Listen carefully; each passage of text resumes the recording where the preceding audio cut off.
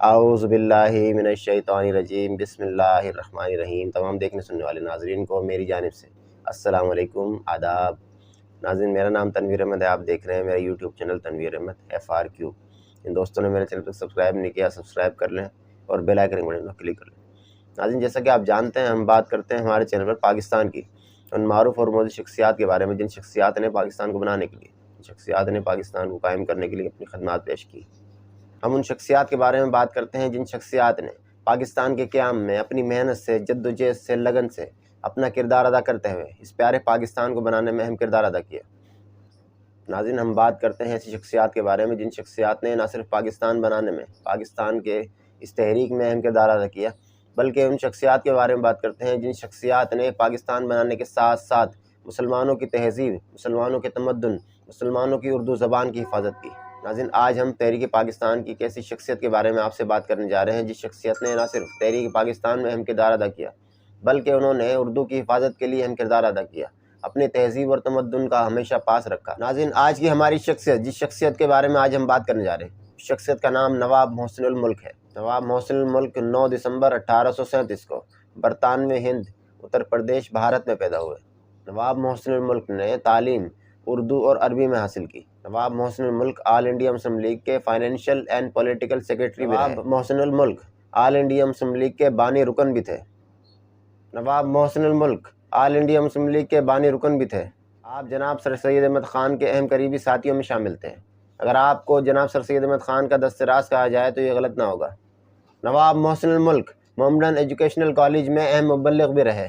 آپ نہایتی ذہین اور خوش بیان شخصیت تھے۔ آپ سے ہر ملنے والا شخص چند لمحوں میں ہی آپ سے مروب ہو جایا کرتا تھا۔ کوئی شخص آپ سے کچھ دیر بات کر لیتا تھا تو آپ کی خوش بیانی، فیاضی اور ذہانت کا قائل ہو جایا کرتا تھا۔ آپ نے عملی، تقریری اور تحریری انداز میں اردو زبان کے لیے خدمات پیش کی۔ 1906 میں آل انڈیا مسلم لیگ کے قیام کے لیے محمدن ایجوکیشنل کانفرنس کا انعقاد ہوا۔ یہ اجلاس آل انڈیا مسلم لیگ کے قیام کے لیے پہلا قدم تھا۔ اجلاس کے روح رواں نواب سلیم اللہ خان تھے، جنہوں نے اس اجلاس کے انعقاد میں اہم کردار ادا کیا۔ اس اجلاس کی صدارت جناب نواب محسن الملک نے کی۔ اس اجلاس میں آل انڈیا مسلم لیگ کے قیام اور علیحدہ مسلم ریاست کی جدوجہد کا آغاز ہوا۔ نواب محسن الملک کو جناب سر سید احمد خان کا اہم دست راست کہا جائے تو یہ غلط نہ ہوگا۔ آپ نے اپنی زبان اور اپنی قلم سے جناب سر سید احمد خان کے افکار و خیالات کو پھیلانے میں اہم کردار ادا کیا۔ نواب محسن الملک کے مضامین اس دور کے، اس وقت کے مسلمانوں کے مشہور رسالے تہذیب الاخلاق میں شائع ہوا کرتے تھے۔ آپ بہت سوچ سمجھ کر لکھتے تھے۔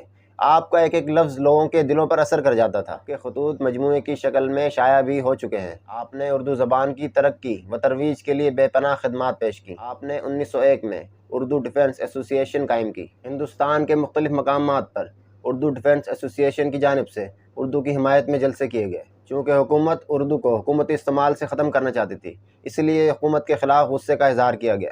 اردو کی حفاظت کے لیے علی گڑھ کالج کے طلباء نے بھرپور پرجوش مظاہرے کی وجہ سے اس وقت کے گورنر میکڈونلڈ کی جانب سے نواب محسن الملک کو دھمکی دی گئی۔